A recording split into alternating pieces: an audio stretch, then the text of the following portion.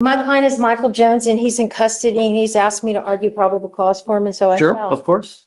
It's only fair, right? Because it's his case, so You didn't hear me. it's only fair because it's his case, so we might as well bring it. Well, he asked me to do this and so I told him I would. Okay, That's my client. he must be unhappy, huh? Asked him to breathe. Or hungry. Asked him to breathe. Good morning. Hey, How are you? hey, buddy. If you're banging on the door, you got to be careful because you break something, you're gonna catch another charge. So be careful banging on those windows because they break very easily. All right. So you were Michael Jones.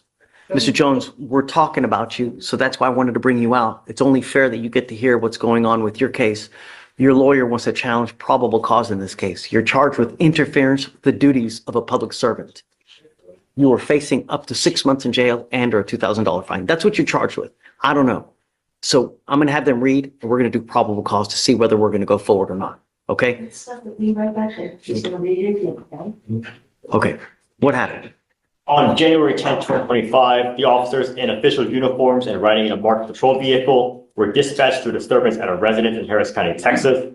The officer observed the defendant standing outside the location, being told to leave by the resident, to which the defendant refused by verbally yelling at the resident in a loud, aggressive tone of voice.